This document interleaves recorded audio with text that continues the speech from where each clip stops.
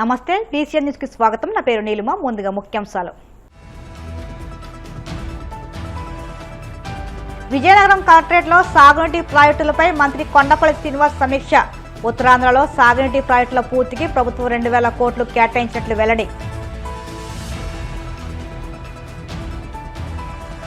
కూటమి ప్రభుత్వ పాలనలో విశ్వవిద్యాలయాలను రాజకీయ కార్యక్రమాలకు వేదికగా మార్చేశారు. వైసీపీ విద్యార్థి విభాగం రాష్ట్ర వర్కింగ్ ప్రెసిడెంట్ రవిచంద్ర ఆగ్రహం.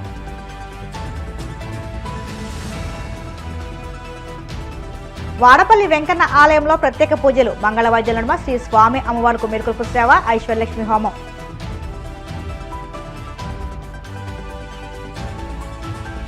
యువతకు అవకాశాలు కల్పించడమే తమ ప్రభుత్వ ఉద్దేశమన్న ప్రధాని మోదీ. వివిధ దేశాలతో వాణిజ్య ఒప్పందాల ద్వారా విదేశాల్లోని భారత యువతకు అవకాశాలు లభిస్తాయని వెల్లడి. పూర్వోదయ పథకం ద్వారా ఉత్తరాంధ్రలో సాగునీటి ప్రాజెక్టుల పూర్తికి ప్రభుత్వం 2000 కోట్లు కేటాయించినట్లు మంత్రి కొండపల్లి శ్రీనివాస్ పేర్కొన్నారు. విజయనగరం జిల్లాలో తోటపల్లి, తారకరామ తీర్థసాగర్, గజపతి నగరం బ్రాంచ్ కెనాల్, గడిగడ్డ, చంపావతి అనుసంధానానికి 1100 కోట్లు మంజూరు చేసేందుకు ముఖ్యమంత్రి చంద్రబాబు కార్యాచరణ రూపొందించారని వెల్లడించారు. నగరంలోని కలెక్టరేట్లో నిర్వహించిన సాగునీటి ప్రాజెక్టుల సమీక్షలో ఆయన మాట్లాడారు. గత ప్రభుత్వం నిర్లక్ష్యం కారణంగా ప్రాజెక్టుల అభివృద్ధి ఆగిపోయిందన్నారు. ఉత్తరాంధ్ర సుజల స్రవంతితో పాటు ఇప్పటికే ఉన్న జలాశయాలు, మైనర్ ఇరిగేషన్ ట్యాంకులకు మరమ్మతులు చేసే దిశగా చర్యలు తీసుకోవాలని అధికారులను ఆదేశించారు. సుజల స్రవంతి ప్రాజెక్టు అలైన్మెంట్ మార్పు విషయంలో త్వరలోనే సంబంధిత రైతులతో సమావేశం నిర్వహిస్తామన్నారు. ఎంజీఎన్ఆర్జీసీలో అనేకమైనటువంటి ఫండ్స్ డెవలప్మెంట్ యాక్టివిటీస్ గత 18 నెలలుగా చేయడం జరిగింది. అటు వేజ్ కాంపోనెంట్ని సరైన దశగా వినియోగించుకొని ప్రతి గ్రామంలో కూడా అభివృద్ధి కార్యక్రమాలు చేస్తున్నాము. సుమారు 600 కోట్ల రూపాయలు శాంక్షన్ చేసి సుమారు 250 కోట్ల వర్క్లు కూడా ఎగ్జిక్యూట్ చేయడం జరిగింది. వాటికి కూడా పేమెంట్స్ ఇవ్వడం జరిగింది. అలాగే వేజ్ కాంపోనెంట్ కూడా చాలా పారదర్శకంగా అవసరమైన చోట, అంటే వేజ్ కాంపోనెంట్ ఒకే వర్క్ కాకుండా మల్టిపుల్ వర్క్స్ కూడా క్రియేట్ చేసి ఫండ్ని యూటిలైజేషన్ అనేది పబ్లిక్ అసెట్ క్రియేట్ చేసే విధానంలో అడ్మినిస్ట్రేటివ్ అవుతుంది. ఫండ్ ఎక్కడ కూడా మిస్యూటిలైజ్ జరగట్లేదు. ప్రతి ఫండ్ను కూడా 4-5 వెర్టికల్స్ క్రియేట్ చేసి చిన్న చిన్న పాండ్స్ క్రియేట్ చేయడంలో కానీ, హార్టికల్చర్ క్రాప్స్కి ఇంటిగ్రేట్ చేయడంలో కానీ, చిన్న చిన్న బందులు రిపేర్ చేయడంలో కానీ ఇవన్నీ కూడా కార్యరూపం చేయడం జరుగుతూ ఉంది. చాలా పారదర్శకంగా, చాలా డిసిప్లైన్డ్గా పంచాయతీ అడ్మినిస్ట్రేషన్ చేయడం జరుగుతుంది. ఆయన చేస్తున్నటువంటి విధానాలు ఏవైతున్నాయో ఆయనకు అప్పుడు జరిగేటువంటి విధానాలని మేము భావిస్తున్నాం. ఎందుకంటే ఆ విధానాలు జరిగాయని సంగతి ఆయనకు తెలుసు కాబట్టి అప్పుడు జరిగిన విధానాలు అవి. ఇప్పుడైతే ఆ విధానాలు ఏవీ లేవు. ప్రభుత్వం చేస్తున్న ప్రతి ఇన్వెస్ట్మెంట్ కూడా ప్రజలకు ఆస్తి కలిగించే దశగా పనిచేస్తున్న విషయాన్ని మీ ద్వారా ప్రజలందరికీ కూడా తెలియజేసుకుంటూ, మరి ఆయన చేసినటువంటి విమర్శని పూర్తి స్థాయిలో మేము ఖండిస్తున్నాము. దాన్ని మీరు ఖచ్చితంగా ప్రజలందరూ కూడా గమనించాలనే సంగతి మీ ద్వారా ఆయన తెలియజేసుకుంటున్నాను. వాళ్ళు ప్రభుత్వంలోకి వచ్చిన తర్వాత 10 లక్షల పెన్షన్స్ తీశారు. 10 లక్షల మందికి పెన్షన్ తీసేసి చాలామంది పెన్షన్ అర్హత అనేది కోల్పోవడం జరిగింది. ఈ ప్రభుత్వం వచ్చిన తర్వాత ఏ పెన్షన్ కూడా తీయలేదు. ఎవరైతే వయసు రీత్యా స్వర్గస్థులు అయ్యారో వాళ్ళ పెన్షన్లు మాత్రమే పోయాయి. ఇప్పుడు కొత్త పెన్షన్స్ ఏవైతే స్పౌస్ పెన్షన్స్ ఏవైతే ఉన్నాయో అవి ఇస్తున్నాము. విడో పెన్షన్స్కి ఏదైతే ఉందో దానికి కూడా కార్యరూపం చేస్తున్నాము. ప్రతిదానికి ఒక ఎజెండా ఉంటుంది. గతంలో వాళ్ళు 6 నెలలకి 3 లక్షల పెన్షన్స్ తీసేసి 3 లక్షల పెన్షన్స్ ఇచ్చేవారు, 2 లక్షల పెన్షన్లు ఇచ్చేవారు. అంటే గతంలో వాళ్ళు చేసినటువంటి విధానం ఇక్కడ చేయట్లేదు. ఏ పెన్షన్ కూడా మేము తీయలేదు. అన్ని పెన్షన్స్ కూడా కంటిన్యూ చేస్తూ కొత్త పెన్షన్స్ ఇస్తున్నాం. స్పౌస్ పెన్షన్స్ గత 18 నెలలుగా 3 లక్షల పెన్షన్స్ ఇవ్వడం జరిగింది. అలాగే విడో పెన్షన్స్ కూడా ఒక కార్యరూపం చేస్తున్నాము. ఎలిజిబిలిటీ ఉన్న ప్రయారిటీ బేస్ మీద ప్రతి పెన్షన్స్ కూడా ఎగ్జిక్యూట్ చేస్తున్నాం. ముందుగా వాళ్ళకు కూడా మీ ద్వారా ఒక క్వశ్చన్ అడుగుతున్నాను. గత గవర్నమెంట్లో వికలాంగుల పెన్షన్ నెంబరు సడన్గా ఎందుకు పెరిగింది? ఈరోజు కడప జిల్లాలో అక్కడ ఉన్నటువంటి గౌరవ కలెక్టర్ గారు వెరిఫై చేస్తే ఉన్నటువంటి 1000 పెన్షన్స్లో 90% అనర్హుల కింద డిజేబిలిటీ పెన్షన్ వచ్చింది, డిజేబిలిటీ డిస్క్వాలిఫికేషన్ వచ్చింది. అలాంటి పెన్షన్స్ మీరు ఎందుకు అర్హత కల్పించారు? అర్హులు ఉన్నటువంటి వ్యక్తికి మీరు డిజేబిలిటీ పెన్షన్ ఇచ్చి ఉంటే ఈరోజు చాలామంది ఓపెన్ అయ్యారు. మీరు ఎక్కువ నెంబర్లో గత వైసీపీ గవర్నమెంట్లో అనర్హులకి ఎక్కువ మందికి ఇవ్వబట్టే ఈరోజు రీవెరిఫికేషన్ అండ్ ప్రాసెస్ పెట్టి మొత్తం డిజేబిలిటీ పెన్షన్స్ అని వెరిఫై చేయాల్సిన అవసరం వస్తుంది. ఈరోజు గవర్నమెంట్ కూడా ఈ రీవెరిఫికేషన్ ప్రాసెస్ కూడా 100 కోట్లు ఖర్చు పెట్టి రీవెరిఫికేషన్ చేస్తుంది. ఈ డబ్బులన్నీ కూడా ప్రజాధనం దుర్వినియోగం ఎందుకు అవుతుంది? గత గవర్నమెంట్లో మీరు చేసి మీ వ్యక్తులకు కావాల్సిన వ్యక్తులకి, అనర్హులకి మీరు పెన్షన్ ఇవ్వబట్టే ఈరోజు చాలామందికి వెరిఫై చేయాల్సిన అవసరం వచ్చింది. అంటే కొత్త పెన్షన్స్ అనేది ఒక కార్యరూపం చేస్తున్నాము. డెఫినెట్గా కొత్త పెన్షన్స్ ఏ రకంగా చేయాలంటే ఒక ప్రభుత్వానికి ఒక విధానం ఉంది. దానికి లైన్ ఆఫ్ యాక్టివిటీ చేస్తున్నాము. ఇప్పటి వరకు 18 నెలల్లో పెన్షన్స్ తీసేయడం అనేది ఎక్కడా కూడా మేము చేయలేదు. ఎవరైనా అక్కడ వ్యక్తిగతంగా వచ్చి పలానా అనారోగ్యుడు ఉంటే ఆ కంప్లైంట్ మీద ఒక 1000 పెన్షన్స్ వరకు అక్కడ ఉన్న కలెక్టర్కి ఇచ్చినట్టు ఫిర్యాదు మీద చేశారు, కానీ డిపార్ట్మెంట్ నుంచి అయితే మాత్రం ఎక్కడ కూడా పెన్షన్ తొలగింపు అనేది జరగలేదు. ఇది మీ ద్వారా ఆయన తెలియజేస్తుంది. ఇప్పుడు 18 మాసాలు అయింది. విజయనగరం జిల్లాలో ఆల్రెడీ 4 ఎంఎస్ఎంఈ పార్కులు ఉన్నాయి. 4 ఎంఎస్ఎంఈ పార్కులు కూడా ఫిల్ అవుతున్నాయి.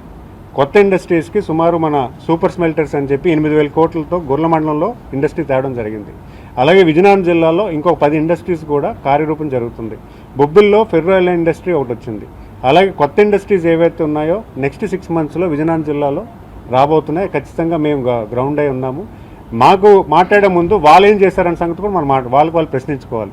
వాళ్ళకి 5 ఏళ్ళు 20 వేలు వచ్చినట్టు కాలపరిమితంలో వాళ్ళు 15 సంవత్సరాలు ఈ జిల్లాకు మంత్రిగా వ్యవహరించారు. ఈ జిల్లా నుంచి అడ్మినిస్ట్రేటివ్ చేశారు. ఇక్కడ ఎంప్లాయ్మెంట్ ఇచ్చే దశగా వాళ్ళు ఏం కార్యరూపం చేశారు, ఎన్ని ఇండస్ట్రీస్ తీసుకొచ్చారు. ఆయన కూడా ఒకప్పుడు పరిశ్రమ శాఖ మంత్రిగా చేశారు. మనందరికీ తెలుసు వోక్స్ వ్యాగన్ ఇష్యూ ఎంత పెద్ద ఇష్యూ జరిగిందో.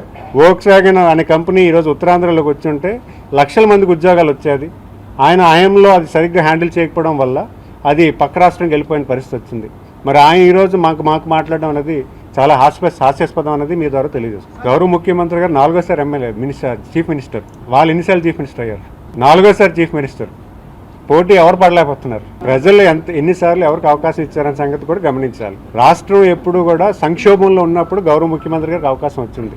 ఈ రాష్ట్రాన్ని జీతాలు ఇవ్వని టైంలో ముఖ్యమంత్రిగా ఉండి 9 ఏళ్ళు పరిపాలన చేసిన తర్వాత రాష్ట్రం తాలూకా ఆర్థిక స్థితిగతులు మారిపోయాయి. తర్వాత 14-19లో ఏదైతే రాష్ట్రం విడిపోయిందో అప్పుడు కూడా ఈ రాష్ట్రానికి నష్టం జరిగింది. నష్టం జరిగినప్పుడు రాష్ట్రానికి అనేకమైన అభివృద్ధి కార్యక్రమాలు ఫండ్స్ ఎలా క్రియేట్ చేయాలని కార్యరూపం చేసి మళ్ళీ రాష్ట్రాన్ని ఒక పరిపాలన చేస్తున్న దశలో ఒక దుర్మార్గమైన పరిపాలనకు రాష్ట్రం అవ్వబట్టి ఈరోజు రాష్ట్రం పరిస్థితి ఈ రకంగా అయింది. ప్రతి డిపార్ట్మెంట్ కూడా దయనీయ స్థితిలోకి వెళ్ళిపోయింది. నాకు తెలుసు సెర్ప్ డిపార్ట్మెంట్ వ్యవహరిస్తున్నారు. అనేక లక్షల కోట్ల రూపాయలు దుర్వినియోగం అయ్యేవి.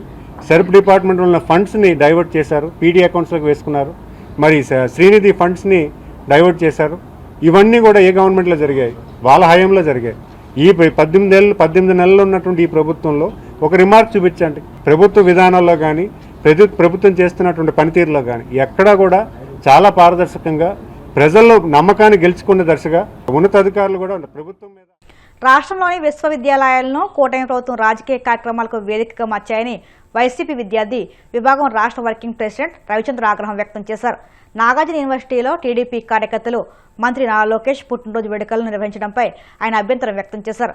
తాడేపల్లి వైసీపీ కేంద్ర కార్యాలయంలో ఆయన మీడియాతో మాట్లాడుతూ విద్యార్థులను భయభ్రాంతులకు గురయ్యేంత భయంకరంగా యూనివర్సిటీ ప్రధాన ద్వారం వద్ద కార్లు, బైక్లతో కేడర్ను సమీకరించి భారీగా కేకులు కట్ చేయడాన్ని తప్పుపట్టారు. కూటమి పాలనలో ఉన్నత విద్య పూర్తిగా నిర్వీర్యమైందని, ఆంధ్ర యూనివర్సిటీలో విద్యార్థులు ఆకలి కేకలే ఇందుకు నిరసనమని మండిపడ్డారు.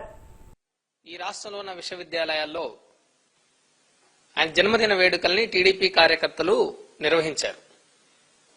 ముఖ్యంగా మన అమరావతిలో ఉన్న నాగార్జున యూనివర్సిటీలో లోకేష్ గారి పుట్టినరోజు వేడుకల్ని ఎంత ఘనంగా నిర్వహించారంటే విద్యార్థులు భయభ్రాంతులకు గురయ్యే విధంగా పుట్టినరోజు వేడుకలు జరిపారు. కార్లు, బైకులు, వాళ్ళ క్యాడర్ని మొత్తం సమీకరించి యూనివర్సిటీ ప్రధాన ద్వారాల ముందు పిల్లలు ఎవరు బయటికి రాకుండా భారీ కేకులు తీసుకొచ్చి కార్యకర్తలు, నాయకులు హాజరై పెద్ద ఎత్తున పుట్టినరోజు వేడుకల సందర్భంగా హల్చల్ చేశారు.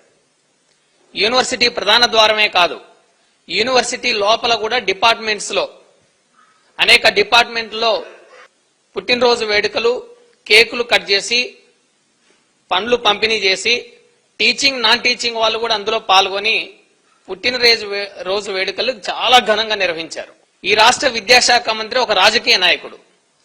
రాజకీయ నాయకుడి పుట్టినరోజు వేడుకలు రాజకీయాలకు సంబంధం లేని, రాజకీయాలకు అతీతంగా ఉండాల్సిన విద్యా సంస్థల్లో ఎందుకు నిర్వహిస్తున్నారు అని మా వైఎస్ఆర్సీపీ విద్యార్థి విభాగం తరపున ఈ ప్రభుత్వాన్ని, నారా లోకేష్ గారిని సూటిగా ప్రశ్నిస్తా ఉన్నాం.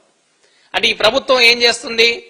యూనివర్సిటీలని, విద్యా సంస్థల్ని రాజకీయ కేంద్రాలుగా ఈరోజు వాడుకుంటుంది.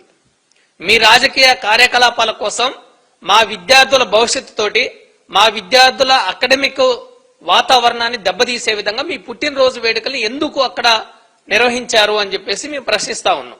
ఈరోజు యూనివర్సిటీలో బైకులతోటి కార్లు వేసుకొని హారన్లో సౌండ్ చేసుకుంటూ వెళ్లి విద్యార్థుల్ని ఒక వాతావరణం, భయానకమైన వాతావరణం క్రియేట్ చేసి నారా లోకేష్ గారి పుట్టినరోజు సందర్భంగా యూనివర్సిటీలో ఉన్న అన్ని department, physics, commerce, political science, history, ఇట్లా ఎన్ని విభాగాలు ఉన్నాయో యూనివర్సిటీలో అన్ని డిపార్ట్మెంట్స్ లో పుట్టినరోజు వేడుకలు చేశారు. అవి జరపడమే కాదు, యూనివర్సిటీలో ఉన్న కొంతమంది ఆచార్యులు, ప్రొఫెసర్సే స్టూడెంట్స్ ని తీసుకొని టీడీపీ సెంట్రల్ ఆఫీస్కి వెళ్లి రక్తదాన శిబిరం నిర్వహిస్తే రక్తదానం ఇచ్చేసి వచ్చారు. ఎందుకంత పర్టికులర్ గా మీరు పర్సనల్ గా తీసుకొని ఒక రాజకీయ నాయకుడి పుట్టినరోజు వేడుకలకి ఒక విద్యా సంస్థ నుంచి ప్రతిష్టాత్మకమైన నాగార్జున యూనివర్సిటీ పిల్లల్ని తీసుకుని వెళ్లి రక్తదానం చేయించాల్సిన అవసరం ఏంటి, ఎందుకు ఈ అవసరాన్ని టీడీపీ నేతలు కల్పించారు అని మేము ప్రశ్నిస్తా ఉన్నాం. అంటే ప్రభుత్వం రాజకీయాలకు అతీతంగా యూనివర్సిటీల్ని ఉండనివ్వడం లేదా అని మేము తెలియజేస్తా ఉన్నాం. ఈరోజు నాగార్జున యూనివర్సిటీలో మొత్తం రాష్ట్ర వ్యాప్తంగా ఒక నాగార్జున యూనివర్సిటీ కాదు, కూటమి ప్రభుత్వం, చంద్రబాబు నాయుడు గారి ఆధ్వర్యంలో కూటమి ప్రభుత్వం అధికారం చేపట్టిన తర్వాత ఈ రాష్ట్రంలో ఉన్న అన్ని విశ్వవిద్యాలయాల్ని ఒక రాజకీయ కార్యకలాపాలకు వేదికగా ఉపయోగించుకుంటుంది. కూటమి ప్రభుత్వం వచ్చాక డే 1 ఏం చేశారు, గత జగన్మోహన్ రెడ్డి గారి హయాంలో అపాయింట్ అయిన 18 మంది వైస్ ఛాన్సలర్ని ఒకేసారి రాజీనామాలు చేయించారు. పోనీ మీరు వెంటనే విత్ ఇన్ 1 month లో ఈ వీసీల నియామకాన్ని చేపట్టారా అంటే ఇప్పటి వరకు చేపట్టలేదు. సాక్షాత్తు ఈ రాష్ట్ర ముఖ్యమంత్రి నారా చంద్రబాబు నాయుడు గారి నియోజకవర్గం కుప్పంలో ద్రవిడ యూనివర్సిటీ ఉంది. ద్రవిడ యూనివర్సిటీ వైస్ ఛాన్సలర్ పోస్ట్ ఖాళీగా ఉంది. 19 నెలలు అవుతుంది. ముఖ్యమంత్రి గారి నియోజకవర్గంలో ఉన్న ద్రవిడ యూనివర్సిటీ వీసీని మీరు ఎందుకు అపాయింట్ చేయలేకపోయారు వైస్ ఛాన్సలర్ పోస్ట్ ని? కోనసీమ తిరుమలగా వదులుతున్న వాడపల్లి శ్రీ వెంకటేశ్వర స్వామి ఆలయంలో ఆదివారం ప్రత్యేక పూజలు వైభవంగా నిర్వహించారు. మంగళవాద్యాల నడుమ శ్రీ స్వామి అమ్మవార్లకు మేల్కొల్పు సేవ నిర్వహించిన అనంతరం ఐశ్వర్యలక్ష్మి హోమం జరిపించారు. అర్చకులు శ్రీ స్వామి అమ్మవారి వసంత మండపంలో అష్టోత్తర పూజలు నిర్వహించగా ప్రత్యేక అలంకారంలో ఉన్న స్వామి దర్శించుకుని భక్తులు తరించిపోయారు.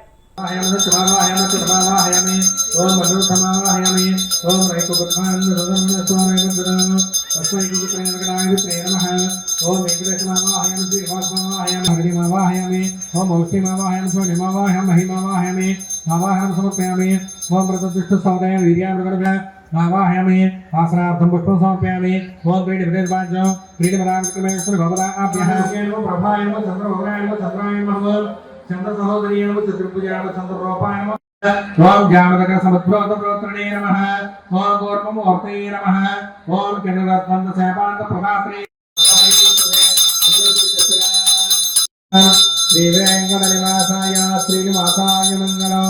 మంగళం మోసలేంద్రాయ మహనీయ గుణాత్మనే చక్రవర్తి గుణోజాయ సార్వభౌమాయ మంగళం. వేద వేదాంత వేచ్చాయ అనేక శ్యామలమూర్తే. గోవింద గోవింద గోవింద గోవింద గోవింద గోవింద జై శ్రీవార వెంకట గోవింద.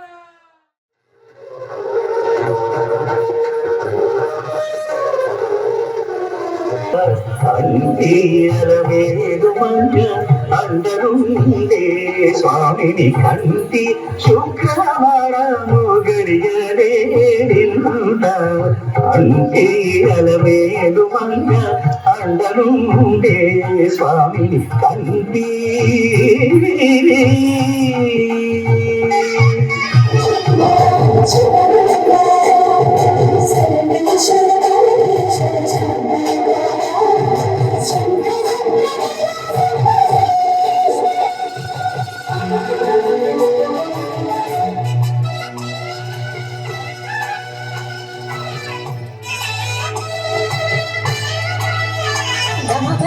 భావములోన